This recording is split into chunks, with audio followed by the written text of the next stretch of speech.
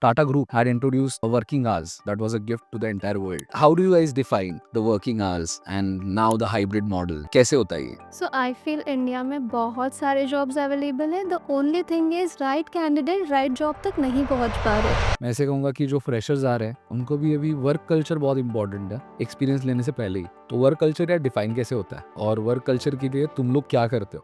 So nowadays, government sending us notification that this employee is working with you as well as he is working with some other organization. कि how is your relationship with your manager? वो बहुत ज़्यादा impact करता है. That as a fresher, people should look for a profile or people should look for the money. तो probation period most probably maximum organisation में 6 months का होता है. Okay. जहाँ पे you can take time to understand the business, to understand your role and then perform. तो उसी duration में उन्हें ट्रेनिंग्स देना, उन्हें ग्रूम करना बहुत इंपॉर्टेंट है. लोग कंपनी के बारे में बात करना शुरू कर देते हैं ऑन सोशल मीडिया और मे बी एचआरस को गाली देना शुरू कर देते हैं. सो ये सिचुएशन आप टैकल कैसे करें कि फ्रेशर्स को जाने भी नहीं देना है, लीडर्स को भी ठीक रखना है? So, कैसे मैनेज करते हो यार? इंडिया में जो हम लोगों ने ट्रेंड देखा है वो है कि हर कोई आज बिजनेस के बारे में बात कर रहा है, लेकिन जॉब्स के बारे में बहुत कम लोग बात कर रहे हैं. 9 to 5 में एग्जैक्टली क्या होता है, क्या नहीं होता है, ये हम लोग अभी एचआर से सुनना शुरू करेंगे. इसके लिए इस पॉडकास्ट सीरीज में हम लोग आपके लिए ला रहे हैं अलग अलग कॉर्पोरेट स्टोरीज जो एक्चुअली बिहाइंड द सीन चलता है और एचआर कैसे टैकल करते हैं ये सब सिचुएशंस. सो ऐसे ही आज के एपिसोड में हम लोगों ने कवर किया है employee retention, performance management, CV कैसे इंपॉर्टेंट है, फ्रेशर्स के लिए कौन सी चीज़ें, कौन से कॉम्पिटेंसीज मैच होने चाहिए. ये सब इन्फॉर्मेशन हमारे गेस्ट के साथ इस पॉडकास्ट में हम लोगों ने कवर किया. ये वीडियो प्लीज़ एंड तक देखना. ये इंटेंशन हमारा इसके लिए है कि जो लोग जॉब करना चाहते उनको सही तरीके की इंफॉर्मेशन मिल पाए और वो उनके जॉब्स में ग्रो कर पाए. सो अगर आपको ये एपिसोड अच्छा लगे तो ये किसी को रेफर करना, सब्सक्राइब करना और आपके व्यूज़ कमेंट में ज़रूर डालना. हम लोग आपके लिए और ज़्यादा अच्छे गेस्ट लाने वाले हैं और वैल्यू एडिशन कंटेंट हर रोज़ हम लोग ऐड करने वाले हैं. Thank you so much. So, Priti, we would like to know that why did you choose this field and what motivated you to come in the HR sector? Sure, Pranil. So initially I have done my IT engineering and that time I was just sitting in front of machine and working. But during my internship, I saw one person who was working as an HR and I saw how enthusiastic he was and how he was influencing all the employees, making them work effectively and touching their life, making their life better. So I really like that. So I felt like, okay, I want to do this job and I want to be an HR. I was from very small town, which is Rajguru Nagar. So for me, it was another challenge to come into the city and cope up with the atmosphere. And then corporate is different game altogether. So it is difficult. And for an HR, it is very important to build trust Right. with the employees. Right. So that is the major challenge which HR face. And absolutely everyone will be like, okay, HR will do only engagement activities, but HR is the field who works behind the curtains. So you will never get to know what exactly they are doing because they are mainly into strategies. Right. So that is the reason work of HR is not visible. Whenever you will tell somebody, okay, I'm working as an HR, they will only ask you, oh, do you do recruitment? Are you into onboarding? So they do not know any other function of HR. Right. But then, see, this is the trend that everybody, when you speak or maybe when you tell someone that you are into HR, everyone has their perception that you would be maybe offering jobs, or maybe you are only into this employee engagement activities or that term, Rangoli HR, right? So, can you please highlight that which kind of a sectors now HR has? Because I'm sure HR had evolved in many years, right? So could you throw some light on that? So definitely I'm gonna disappoint audience a lot, but because I don't know how to make rangolis. So I'm not a rangoli HR. So if I talk about history of HR, it started with IR. Initially it was only industrial relations, where what was important is the labor laws, basic things which we should, give to the employees, basic benefits. After that, HR evolved a lot. If we talk about now, so HR in major organization are termed as people and culture. Right. Where they are focusing mainly on people and developing culture. What do you think? What kind of HR practices the market had, and now how it is evolved? How many departments have been added up? Yeah. Yeah. Sure. So if we'll go back in history, HR started with IR, that is industrial relation. Okay. So if you see till now, all the legal laws are the foundation of HR. So all your current policies are also based on the legal laws. So that time we were working on hygiene factors, basics basically. So providing employees, work-life balance is a new term. But that time it was mainly week offs, overtimes, working hours. So that time the work of HR was monitor all this. Okay. And if you see back then, there was no automation. So there was lot of work which was done physically, and there were people mainly into manufacturing firms, and they were doing worker type jobs. So back then there was lot of manual works. So HR used to manage all that big files of employees, manual physical files, and till date in all the offices you will find one room which has lot many files. Oh, But yeah, still there? yeah, it's still there. So there are few forms which have to be filled manually. You cannot take away that thing currently, though we are into automation. Okay. But if I talk about journey of HR from before to now, then you can say that now they're more into strategies because of the automation, and this manual works has been reduced. So now if we will look at any role which is related to HR, they will not ask you to do these transactions. So initially 80% was transaction and 20% was strategy, because that time there were more, manufacturing firms and factories. So that time requirement was like just to get the work done without any safety issues. So that was the first concern. But now IT also has been evolved. So it has changed. Now we talk about work-life balance. We talk about employee well-being, which was not there back then. Okay. So I've also read this theory of Mr. Ratan Tata. And Ratan Tata, sir, I think Tata Group itself had introduced working hours, and that was a gift to the entire world, right? How do you guys define the working hours and now the hybrid model? कैसे होता है ये? So basically, working hours are defined in the labor laws. You have to follow that. Okay. But You cannot. कैसे होता है? Yeah. So it will be 48 hours per week As per Indian norms. as per Indian law. Okay. Yeah. So you have to follow that. If you are making employee work over and above, then you have to give overtime. That is also as per the laws. Okay. So you have to follow that. Anything over and above compliance is totally fine. But if you are not being compliant, then there will be some issues. Okay. Labor law related issues. Okay but now अगर labour law के बारे में हम लोग बात कर रहे हैं so there is a difference right the blue collar employees and the white collar employees Absolutely. और जो स्किल्ड नहीं है when this IR comes in the picture उसमें यूनियंस और फिर ये रेगुलेशंस बहुत सारे आते हैं but when we talk about the white collar employees because आजकल वो बहुत ज़्यादा डिमांड में that everyone wants either hybrid model और वर्क फ्रॉम होम सो तुम लोग कैसे टैकल करते हो आई am sure you might have gone through this post Covid Yeah. So initially, company was very fine with allowing employees to work from home, but during there pandemic? yeah, during pandemic and even after that, because they were saving on electricity bill, maintenance cost. So it was literally helping them to save the cost. But what happened? No, after that, there was lot of cases where employees were doing dual employment. Yes, Yeah, moonlighting. moonlightning. Right. सो वो एक time पे बहुत सारे companies में काम करते थे, और ऑर्गेनाइजेशन के साथ ये इशू आती थी कि non availability of the employees, तो उसी की वजह से स्ट्रिक्ट एक्शन लेना पड़ा. In fact this was also initiated by government. So basically every employee has PF account and UNID is unique. So nowadays, government sending us notification that this employee is working with you as well as he is working with some other organization. Oh, so Yeah. it is already been implemented. Yeah, it's happening. And that is the reason even organization got to know that this person is working in more than one organization. And that's how they started calling people back to work, back to office. So I think this is the message for you all. Moonlightning जो कर रहे हैं, please be aware because as ma'am just said, the government is tracking your records as well. So please be sure that you are loyal to your current employer. Absolutely. It's something that every employee या मैं ऐसे कहूँगा कि जो freshers आ रहे हैं उनको भी अभी वर्क कल्चर बहुत इंपॉर्टेंट है एक्सपीरियंस लेने से पहले ही. तो वर्क कल्चर या डिफाइन कैसे होता है और वर्क कल्चर के लिए तुम लोग क्या करते हो because it's a tedious task. लोगों को इंग्लिश भी रखना है, लोगों से काम भी निकलवाना है और उनको अच्छे कल्चर में भी रखना है. So how do you guys tackle such situations? Yeah. So when we talk about image branding, किसी भी अगर organization की image branding करनी हो तो culture is extremely important. And when there are too many companies and you are some brand to it, how you will differentiate yourself from other companies. So it will be your culture. Okay. And it is very important to have good culture if you want loyal employees. Okay. So you can gain employee loyalty only if your culture is good. जब भी हम culture की बात करते हैं तो employ engagement सर्वे बहुत important होता है. तो मैं सबसे रिक्वेस्ट करूंगी कि अगर आपके पास कोई सर्वे लिंक आती है तो please take out some time and fill in that survey, क्योंकि उसी सर्वे से पता चलता है इफ एम्प्लॉय इज हैप्पी और not. So if I want to take some action as an HR, I should understand the pulse of employ कि वो employ exactly feel क्या कर रहा है. तो वो जानने के लिए सर्वेज होते हैं। तो HR has to struggle a lot to get it filled. Okay.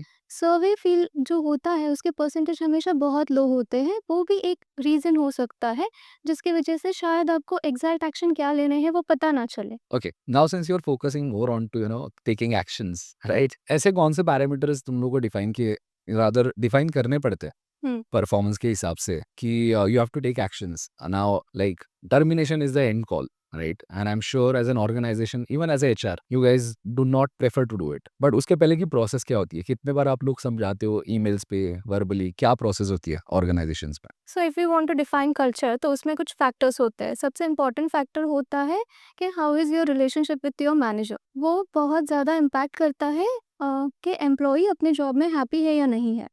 सो जब भी हम सर्वे कंडक्ट करते हैं तो सबसे पहले एक फैक्टर होता है कि हाउ इज़ योर मैनेजर। फिर होता है कि जो भी फैसिलिटीज़ प्रोवाइड की जा रही है, are you happy with those facilities? Are you happy with the policies? Well being कैसा है? Do you feel like work life balance? It is very important nowadays. So उस सर्वे में पता चलता है कि आपका वर्क लाइफ बैलेंस कैसा है। Do you feel organisation is fair to you? So ये सारे पॉइंटर्स उसमें कवर होते हैं। एंड जैसे ही आप एक्शन लेते हो एंड आप करेक्टिव मेजर्स लेते हो, जब आपके एम्प्लॉय से आपको पल्स मिलता है कि दे मे बी थिंकिंग कि organisation is not fair for example, then employer will take the corrective actions and that will help you to improve upon your culture. Okay, but culture बहुत ज़्यादा stress नहीं हो रहा है in this recent years? पहले तो culture की बात कोई नहीं करता था। It's like if you are in the job you have to do it, right? तो फिर हम्म। कुछ भी हो जाए, एंड आई एम श्योर कि ठीक है, थोड़े से रीसेंट टाइम्स में, ट्रेडिशनल टाइम में ज़्यादा स्ट्रिक्ट हुआ करते थे लोग, hmm. Right? As an employer also, but now I think it is been evolving in a good way. लेकिन लोगों के लिए वो अभी एक नॉन निगोशिएबल हो गया है if they really want to join any organisation. यानी people actually ask about this कि कल्चर कैसा है, मैनेजर कौन है and all, but I think system set हो रहा है and you are dealing with the humans, तो थोड़े से एरर्स तो होते ही हैं। So what message you would like to give to the youngsters also? कौन से एस्पेक्ट उन लोगों ने चूज करने चाहिए while going for a job, not only as a कि कल्चर ही ऐसा हो या वैसा हो? So what factors would you like to suggest? Yeah, so you rightly said, Pranil, that nowadays people are so much focused upon the culture. But the reason is because the generations we are dealing with now, जो पुरानी generation थी उनका ऐसे था कि मेरे घर के लिए मैं कमाने वाला हूँ, आई हैव रिस्पॉन्सिबिलिटीज। तो if the culture is strict in the organisation then also I have to take it क्योंकि I'm the only bread earner here. Right. But nowadays the generation we are dealing with, they are mainly Gen Zs, Right. so they want everything. Absolutely. Yeah, they want good culture, they want good salary, they want good roles. So they want everything. But the way you said, first they should focus on their learnings Okay. more than looking at the role, because you can get into a good company where there will be good culture only if you are competent. Okay. So for all the fresher, the message will be to focus on their competency and developing the skill initially. And I will suggest them to start their career with startup, because there you will learn a lot, which will not happen in the big companies. Right, but वो भी एक stigma है ना, when someone chooses a job in the startup, और वो एक family pressure होता है, फ्रेंड्स से प्रेशर होता है, फैकल्टी से होता है कि अरे अच्छा सैलरी चाहिए, ये चाहिए, वो चाहिए, then go for an MNC. So Hmm. Why are you speaking about startup? Is because now audience should get to understand कि why now the startup culture in India is getting on a next level and how people should perceive out of it. Okay. या So I'll tell you, in big companies, role are divided into small pieces. So if there is 10 tasks, you will get only one task to work on. तो आपको उतना exposure नहीं मिलता है new companies में। Startup में ऐसा होता है कि पूरा task you have to handle it, end to end handle करना पड़ता है, कंप्लीट एक्सपोजर मिलता है। So now you see, initially when we were using landlines, हम सबको फोन नंबर्स याद रहते थे। नाउ वी हैव मोबाइल, हम एक बार नंबर सेव करते हैं एंड हमें किसी का नंबर याद नहीं रहता। It is just like that. अगर आपको आपके बेसिक्स क्लियर करने हैं, आपको बहुत ज़्यादा कॉम्पिटेंट एंड स्किलफुल बनना है, तो आपको एक स्क्रैच से स्टार्ट करना पड़ेगा, एंड उसके लिए वो एक्सपोजर आपको स्टार्टअप से ही मिलता है। बिग कंपनीज का ये डिसएडवांटेज है। बिग कंपनीज में initially you will feel okay, they are giving me good package and I am working in a brand and I can brag about it. But after some time when you will try to switch your job, that time you will understand कि सामने वाला interviewer मुझे जो question पूछ रहा है, मैंने तो उस पर काम ही नहीं किया। Wow. But someone who is from startup, he will be able to crack that interview because he knows all bits and pieces. Okay. I also have one question related to this. That as a fresher, People should look for a profile or people should look for the money? Profile. Why? Because if you're competent, money will follow you. Seriously? Absolutely. There has been a trend that people, obviously everyone wants money, and I'm not saying that you should not earn money. If you're going the job, you are going to get paid for sure, but as you said कि startups में जाके job करो, शुरुआत वहां से करो, because you'll get to learn a lot of things. But फिर startups के पास इतने फंडिंग नहीं होता है. So what do you think कि ये कैसे लोगों ने सोचना चाहिए that they should get the preference to the jobs rather the profiles and then the money? कुछ आपके practical suggestions उस पे? So again it's my perception. तो मैं एक सिंपल एग्जांपल दूंगी. मान लो कि आप बहुत लकी हो, आपको बहुत अच्छा जॉब मिला है और आप मैनेजर बन गए हो. फर्स्ट सिनेरियो है कि आपने स्टार्टअप में काम किया है जहाँ पे आपने हर एक प्रोफाइल पे काम किया है, हर एक टास्क आपको इन डिटेल इन डेप्थ हर चीज़ का नॉलेज है. सेकंड है कि आपने किसी बिग कंपनी में काम किया है, वो ब्रांड था, ये ब्रांड है, उसकी वजह से आपको एक रोल मिल गया.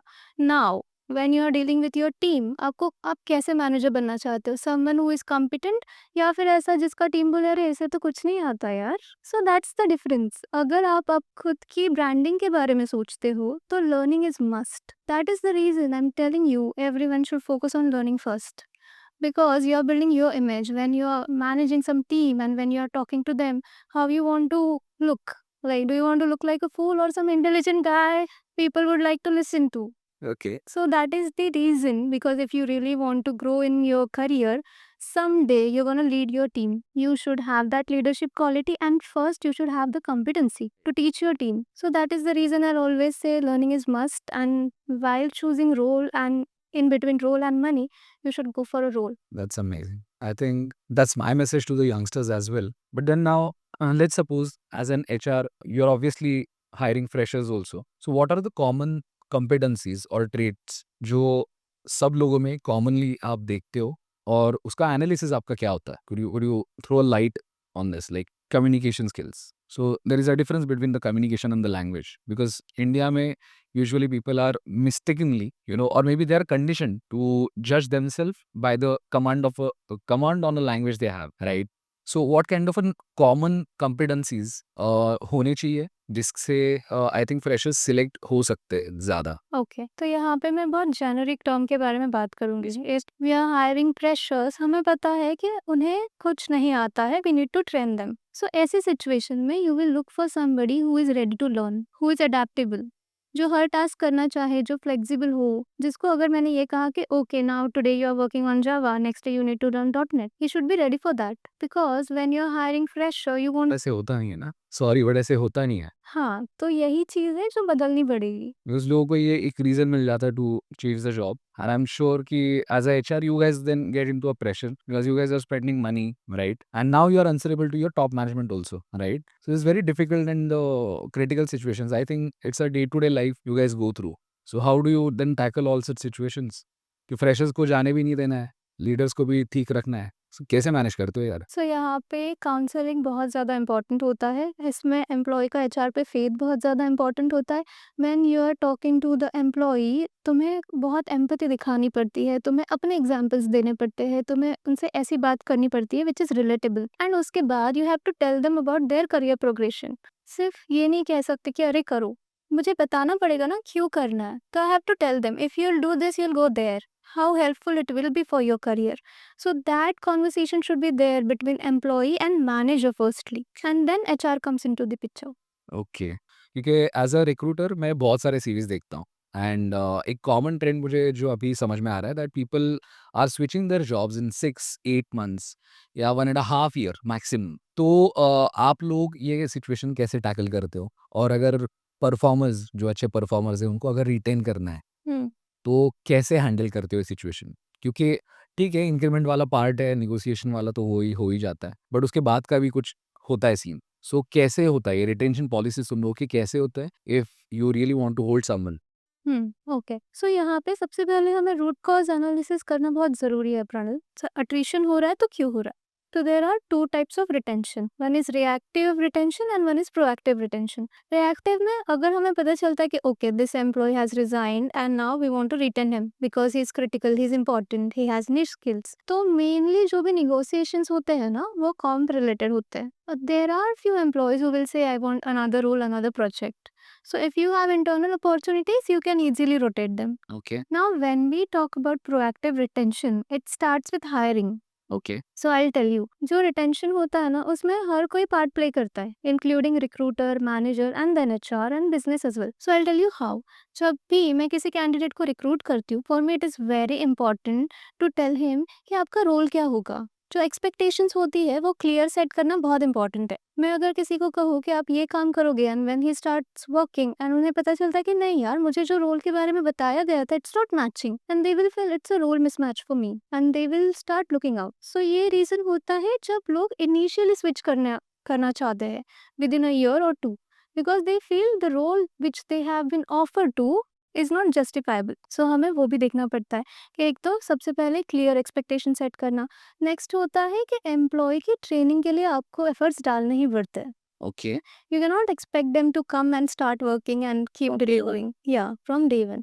So उसमें आपको थोड़ा उनकी ट्रेनिंग पे एफर्ट्स लेने पड़ते हैं, सो दैट वे एम्प्लॉय फील कि हाँ उन्हें सपोर्ट मिल रहा है ऑर्गेनाइजेशन से, they are getting good trainings to complete their task and perform their roles. मैंने खुद एक थ्योरी बताई थी, I think I would like to tell it on camera also, कि कोई भी स्टार्टअप या कोई भी ऑर्गेनाइजेशन एक बेबी की तरह होता है, ठीक है। हर चीज़ को, हर प्रोसेस को थोड़ा टाइम देना पड़ता है। जैसे एक छोटा बच्चा जब जन्म लेता है तब वो धीरे धीरे देखने लग जाता है, नज़र पकड़ने लग जाता है, then he crawls, then he sits, और maybe he will walk, है ना, और फिर वो स्कूल चला जाता है। लेकिन इस प्रोसेस में टाइम भी लगता है। So as you just said कि इट इज़ नॉट इम्पॉर्टेंट कि आने के बाद डे वन से परफॉर्म करेगा कोई। सो एज एन एम्प्लॉयर उनको भी थोड़ा टाइम देना चाहिए, but as an employee also, right, उनको कितना टाइम लेना चाहिए ये आप बता सकते हो? प्लीज थोड़ा सा नरेट करो इस पर। या श्योर। तो हर एक ऑर्गेनाइजेशन में देयर इज प्रोबेशन पीरियड जहाँ पे एम्प्लॉयज को टाइम दिया जाता है to train themselves and to do the task, understand the rules. तो probation period most probably maximum organisation में 6 मंथ्स का होता है, ओके। जहाँ पे you can take time to understand the business, to understand your role and then perform. तो उसी duration में उन्हें ट्रेनिंग्स देना, उन्हें ग्रूम करना बहुत इंपॉर्टेंट है, from manager as well and from organisation as well. But then probation में फिर ऐसे भी होता है कि people still try, get train and again look for a job. ये माइंडसेट कैसे चेंज कर सकते हैं लोगों का? क्योंकि ये बहुत ज़्यादा हो रहा है। Like like in India I would say बहुत लोग ऐसे बोल रहे हैं कि माइक्रो मैनेजमेंट हो जाता है, या फिर I am not liking my job, stressful situation है। फिर ऐसे कितना टाइम देना चाहिए लोगों ने? Because people are really struggling, and as you I think earlier said counselling, तो उसमें अभी लोगों को ये भी पता है कि एचआर का काउंसलिंग तो एम्प्लॉयर साइड से ही रहेगा। तो डू यू थिंक कि उसमें कोई थर्ड पर्सन इन्वॉल्व होना चाहिए and to understand employee side, और वो कैसे वर्क हो सकता है? Okay. So when we are talking to employee तो हमें हमेशा उनसे एम्पैथी दिखानी पड़ती है। You can not act as a representative of the employer. तो whenever you are talking to the employee या एम्प्लॉयज फ्रेंड, तो जो भी काउंसलिंग होता है पहले तो यू हैव टू अंडरस्टैंड कि एम्प्लॉयज इश्यूज क्या फेस कर रहा है, right. And then you have to provide the solution over there. Okay. You don't only have to convince them कि ये यही है और ये ऐसे ही होगा। आपको एम्प्लॉयज की प्रॉब्लम्स भी जो है वो अंडरस्टैंड करके उसके सॉल्यूशंस देखने पड़ते हैं। तो इसमें नॉर्मली हर एक ऑर्गेनाइजेशन में employee HR one on one connect होता है, जहाँ पे एचआर हर एम्प्लॉय से कनेक्ट करता है to understand his feelings, his emotions. तो उस टाइम पे कैंडिड एंड ट्रू फीडबैक देना बहुत इंपॉर्टेंट है। If you are bothered by something, let the HR know. तो इसमें क्या होता है, अर्ली स्टेज में you will be able to find solution to it. Employees क्या करते हैं, when it's too late then they start coming to the HR when they are completely frustrated. But initially अगर आपको कोई ट्रिगर महसूस हो रहा है कि this is not a role for me और आई am not having my work life balance, that time you should speak to your manager and your HR, so it will help you a lot. Okay, fine. But अगर कोई employee ने ये decide कर लिया that they want to take an exit only, and now you guys are also not able to retain such talent, I would say बहुत बार ऐसे हुआ है। I think we have also discuss this earlier कि लोग company के बारे में कुछ बात करना शुरू कर देते हैं ऑन सोशल मीडिया, और मे बी एचआरस को गाली देना शुरू कर देते हैं। सो ये सिचुएशंस आप टैकल कैसे करते हो? because it is very, and as a female, right, because there are many HR leaders who are female, who are ladies, right, तो ये बहुत difficult होता है तुम लोगों को to handle the reputation of the company, to handle your own life और ये criticism लेना, तो तुम लोग कैसे टैकल करते हो? सबसे पहले हमें ये समझना पड़ेगा कि हर कोई हर किसी को खुश नहीं रख सकता। कुछ एम्प्लॉइज़ भी एडamant होते हैं। तुम कितना भी कन्विंस करने की कोशिश करो, तुम कितना भी सॉल्यूशन प्रोवाइड करो, उन्होंने अपना माइंडसेट बनाया है। अगर चीज़ें कंप्लीटली उनके तरीके से नहीं हुई तो they will say I am not liking it. रही बात सोशल मीडिया पे जाके कुछ कमेंट करने की अबाउट ऑर्गनाइज़ेशन, मोस्टली वो एनोनिमस होता है एंड अगर इसे टैकल करना है तो आपको बहुत सारे ऐसे मैकेनिज़म्स हैं जो आप इम्प्लीमेंट कर सकते हो। बहुत सारे ऐसे there is one programme which is great place to work. Okay. So आप वो जब ग्रेट प्लेस टू वर्क का सर्वे करते हो तो आपको पता चलता है कि where your organisation is standing, employees happy है या नहीं, and they will give you suggestions as well कि आपके ये कंसर्न एरियाज है और इसके लिए ये एक्शंस आप ले सकते हो। तो ऐसे आप रिवॉर्ड्स एंड अवार्ड्स के लिए भी अप्लाई कर सकते हो, which will help you to understand the pulse of your own organisation and take the corrective actions. Okay. So Preeti, एक प्रैक्टिकल सिचुएशन हम लोगों ने डिस्कस की थी, that there was a guy who was taking exit, who was serving a notice period, तो उसका एक incidence I think who disrespected the client और maybe his managers in the notice period, and you guys were really trying hard कि ये शांति से situation resolve हो, but I think you had to make a hard decision, तो वो situation बता सकते हो? या definitely. And I will also tell you why I am asking you this question is because मुझे ऐसे लगता है, एंड बहुत सारे लोगों को मुझे ये बताना है कि एंट्रीज लोगों के कोई भी रिलेशनशिप में पर्सनली प्रोफेशनली इंपॉर्टेंट नहीं होता है, एग्जिट्स इंपॉर्टेंट होते हैं, उससे हमारा एक्चुअली डेप्थ समझता है कि how this people have treated us और maybe have perceived us, right, this is the intention, तो what was that situation and how it could have been better from that particular person? या sure. So बहुत बार ऐसे होता है प्राणल कि employees are frustrated, maybe because of the manager और maybe the work they are doing. So अपनी frustration में वो क्या करता है ना, उन्हें समझ नहीं आता कि how to tackle this situation and they don't ask for help, and वो इम्पल्सिव डिसीजन ले लेते हैं कि अभी मैं इसको अब्यूज करूंगा, अभी मैं मेल पे कुछ पे रिप्लाई कर दूंगा क्योंकि मुझे इस ऑर्गेनाइजेशन में नहीं रहना, मुझे जाना है। Right. But you must remember कि जब आप कोई नई ऑर्गेनाइजेशन ज्वाइन करते हो, इफ आप ब्लैकलिस्टेड हो आपकी करंट ऑर्गेनाइजेशन में, आपकी एक्स ऑर्गेनाइजेशन में, आपकी जो ऑर्गेनाइजेशन है जो आपको हायर करने वाली है, they are gonna come back and ask your previous employer Background verification checks. how was this employee. So at any point of time it is very important to not to lose your calm. आपको हमेशा हर situation में एक respect का दायरा cross नहीं करना है organisation Right. में। अगर आप कहते हो कि मेरा मैनेजर अच्छा नहीं है and he is torturing me, you can't be the employee who is torturing his manager. So आप वो नहीं बन सकते जो आप सामने वाले से नहीं चाहते हो। तो ऑलवेज बी रिस्पेक्टफुल। बहुत सारी ऑर्गेनाइजेशन में there are too many sessions on wellbeing. Oh. बहुत सारी ऑर्गेनाइजेशन में काउंसलर्स होते हैं। We can go to counsellors and you can talk to them and share your problems with them and they will help you. So वो आपका stress कम करने के लिए, ऑल्सो जो सिचुएशन चल रही है वो आप कैसे टैकल करोगे उसके लिए हेल्प करती है। एंड ये सारी सर्विसेज एम्प्लॉयज के लिए एंड इनफैक्ट देयर फैमिलीज के लिए फ्री होती है। Oh. So employee should utilise this. Wow.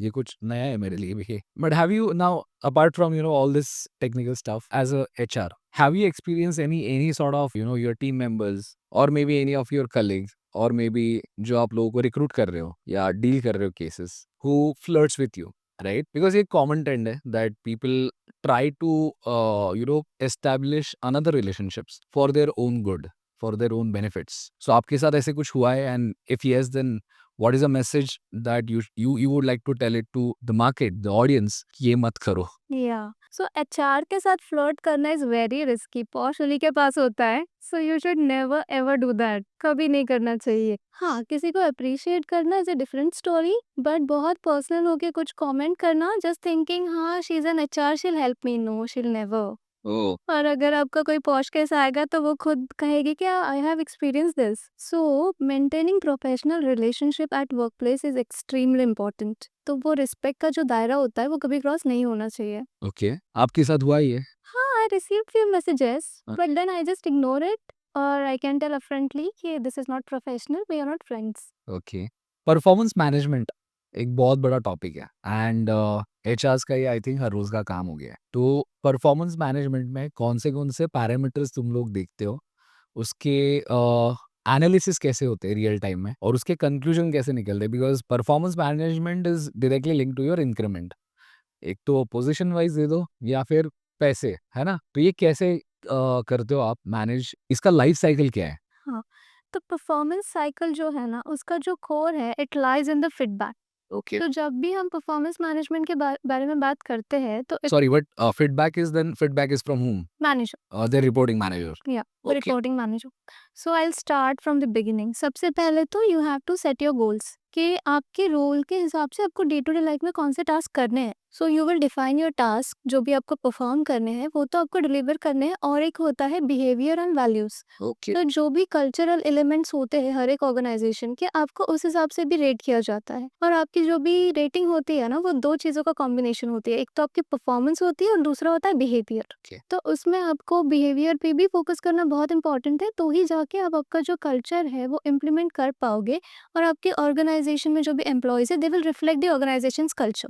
सो ये दो इंपॉर्टेंट फैक्टर होते हैं। तो जैसे ही ये स्टार्ट होता है, हर एक मैनेजर एम्प्लॉय को इवेल्युएट करता है उसके परफॉर्मेंस पे और वैल्यूज एंड बिहेवियर्स पे। Okay. And then after that there is a process of calibration. So इसके 3 से 4 रिव्यूज होते हैं। तो उसमें जो भी बीयू हेड होता है, वो सबके जो भी रेटिंग्स होते हैं वो इवेल्युएट करते हैं। BU head is business unit head. Business unit है, दैट्स Okay. राइट। तो जब भी परफॉर्मेंस हम इवेल्युएट करने जाते हैं तो उसमें कुछ एरर्स आ सकते हैं, जो कि होता है रीसेंसी इफेक्ट। फॉर एग्जांपल, मैंने देखा कि अरे प्रणल ने कल बहुत अच्छा काम किया, तो मैं उसे बहुत अच्छा रेटिंग दूंगी। और मान लो कि कोई एक बंदा है जिसने कल कुछ गुफ अप कर दिया, Okay. तो मैं पूरे साल का मुझे याद ही नहीं रहेगा कि उसने क्या काम किया है। And basis on that recency effect मैं उसका रेटिंग थोड़ा कम कर दूंगी कि अरे ये बंदा तो कल डिलीवर ही नहीं कर पाया। इसीलिए हर एक मैनेजर को ट्रैक रखना बहुत इंपॉर्टेंट है कि थ्रू आउट द ईयर उसके टीम मेंबर ने क्या क्या काम किए हैं और वो कैसे डिलीवर किए हैं। उसके बाद जब कैलिब्रेशन प्रोसेस आगे बढ़ती है, तो बहुत बार ऐसा होता है कि आपके जो बिजनेस यूनिट हेड है, तो वो आपके मैनेजर से कनेक्ट नहीं करते क्योंकि टाइमलाइंस, उन्हें इतना टाइम नहीं होता। But human led is not possible कि आपको पूरे 2000 लोग याद रहे। तो कैलिब्रेशन इज एक्सट्रीमली इंपॉर्टेंट। सब लोग फीडबैक वही एटीट्यूड से लेंगे, वो तो होता नहीं है ना। Then again there are fights. Again, it is the perception of employee how he's gonna take the feedback and how he's gonna deal with it. But as a manager, it is your duty to give the true feedback. अभी अगर उस employ का attitude अलग है तो you can't really do about it. Okay. But as a manager आपने तो आपका काम किया है, आपने उसे ट्रू फीडबैक दिया है। So that is very important. Because बहुत बार ऐसे होता है that when this feedback comes out, right, then there are disputes, and then there is again another additional reason for employees to quit, right? So जैसे आपने कहा कि performance या इंक्रीमेंट, आई वुड से, ये कंपनी के रेवेन्यू पे decide होगा। ये एक थ्योरी बहुत मैंने पढ़ी है और बहुत सारे सोशल मीडिया पे चलती भी रहती है कि देयर इज अ सेइंग कि आपका लॉयल एम्प्लॉय आपका नहीं बन पाता है क्योंकि आप उसको इंक्रीमेंट बहुत कम देते हो, but instead you hire someone from outside for the same designation और मे बी लोअर डेजिग्नेशन, उनको ज़्यादा आप सैलरी ऑफर करते हो। तो ये आपके साथ ऐसे हुआ है आपकी कंपनीज में या आपके एक्सपीरियंसेस में? ये सिचुएशन आपने टैकल की है ऐसे, या like how it is? Okay, so first I will tell you about the feedback. जब भी आप किसी एम्प्लॉय को फीडबैक देते हो, it should be supported by evidences. Okay. हवा में तो बात नहीं कर सकते ना कि अरे मुझे ये अच्छा नहीं लगा। सो जब मैनेजर किसी एम्प्लॉय को फीडबैक देता है तो उसे एविडेंसेस देना बहुत ज़रूरी है कि इस टास्क में ये चीज़ तुम ऐसे करते तो वो बेहतर होता। हम्म. तो जब आप एम्प्लॉय को फीडबैक देते हो तो आप उन्हें सपोर्ट भी प्रोवाइड कर रहे हो कि तुम अपनी परफॉर्मेंस बेटर कैसे कर रहे हो। राइट. तो वो बताना भी इक्वली इम्पोर्टेंट है। तो जैसे आपने पूछा प्रणल कि कोई भी न्यू हायर होता है उसे परसेंटेज ऑफ हाइक ज़्यादा मिलती है एंड जो पुराने एम्प्लॉयज़ होते हैं तो उनके इंक्रीमेंट कम होते हैं। तो मैं इसका बहुत लॉजिकल आंसर दूंगी। जैसे कि मैंने आपको कहा कि जो भी रेवेन्यू डिसाइड होता है ऑर्गेनाइजेशन का, उस बेसिस पे दे विल डिसाइड कि आप इंक्रीमेंट कितनी दे दोगे। Okay.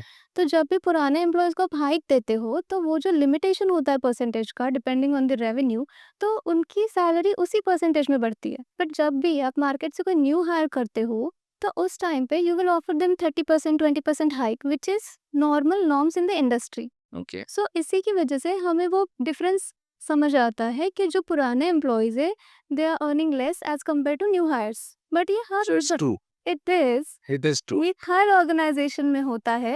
एंड जब वो एम्प्लॉय एक बार आपके ऑर्गेनाइजेशन में आ जाए, उनकी इंक्रीमेंट उनकी हाइक भी कंपनी के परसेंटेज के हिसाब से होगी। राइट. तो आगे जाके उन्हें भी उतनी ही हाइक मिलती है जितनी आपको मिली थी क्योंकि आप सेम कंपनी में हो और जो भी परसेंटेज कंपनी ने डिसाइड किया है। So on an average employee life cycle अभी कितना है फॉर एवरी ऑर्गेनाइजेशन? कितना कितना आप कंसिडर करते हो कि ओके 2 साल काम कर रहा है, 3 साल काम कर रहा है, लॉयल है, अच्छा है, इसको और कुछ प्रोवाइड कर सकते हैं हम लोग, या like what are your terms in this? So I have seen 3 two 5 years में बहुत ज़्यादा अट्रिशन होता है। ओके। रीज़न है क्योंकि एम्प्लॉयी को लगता है कि अभी उसकी ग्रोथ नहीं हो रही है, करियर प्रोग्रेशन के बारे में कोई बात नहीं हो रही है and he is being stagnant, वो एक ही जगह स्टक हो गए हैं। तो मेनली जैसे ही 3 टू 5 इयर्स का ड्यूरेशन कंप्लीट हो जाता है, employees start looking out for the job. And और एक चीज़ें होती है कि अगर आपको जॉइनिंग के टाइम पे कोई जॉइनिंग बोनस मिला हो, आपका कोई बॉन्ड हो, तो 3 टू 5 इयर्स तक वो ड्यूरेशन भी आपका कंप्लीट हो जाता है, तो कोई क्लॉबैक भी नहीं रहता।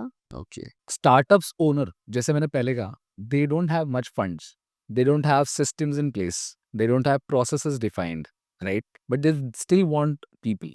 अर्ली स्टेज स्टार्टअप इसके लिए भी फेल होते हैं क्योंकि उनको लोग अच्छे नहीं मिलते, या जो मिलते हैं वो रिटेन नहीं हो पाते हैं। कैसे स्टार्टअप ओनर्स शुरू कर सकते हैं उनकी जर्नी इनटू हायरिंग और maybe building the teams? Since I am also into recruitment industry and I have seen this trend कि इंडिया में बहुत सारे जॉब्स है। What is your take on this कि अगर आपके करंट कंपनी में कुछ ओपनिंग्स है, then how people should reach out to you?